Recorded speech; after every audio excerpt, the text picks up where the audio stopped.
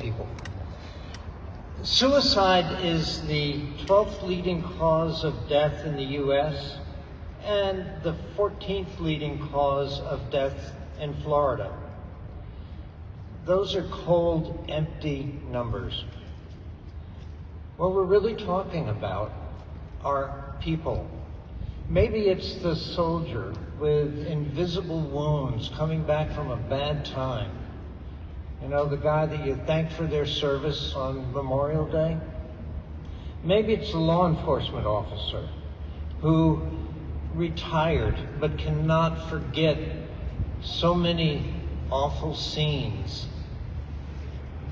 seen when they ran toward the trouble rather than away.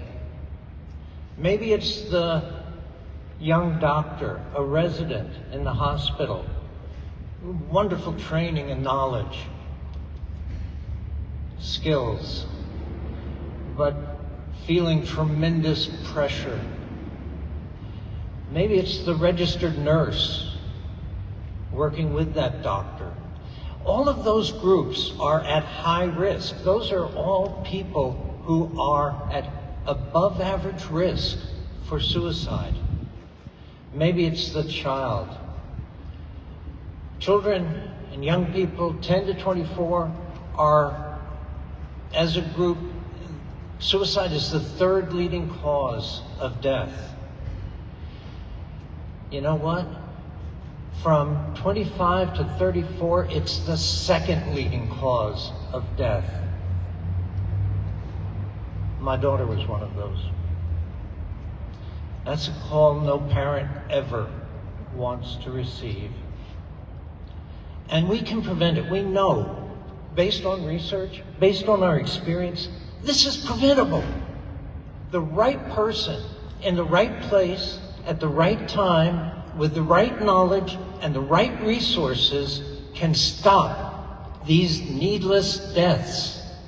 Depression, bipolar disorder are treatable illnesses, and we can prevent death. And we need to do our job to do that. Florida can do better. It deserves better. We have field advocates here today from around the state, and you know, I do want to say AFSP has out of the darkness walks, that's what they call them, because suicide is a topic that we don't like to talk about. There's shame, there's guilt, there's fear, and it's like a veil that hangs over the topic. And we have these walks out of the darkness. This fall, there are 22 walks around the state. Thousands of Floridians are walking, trying to raise awareness, trying to educate the public, trying to prevent suicide. So I do want to thank the representatives of AFSP who are here today. I'm not an employee of AFSP, I'm just a volunteer. But there are people here from around the state who will be going around the offices and handing out these things.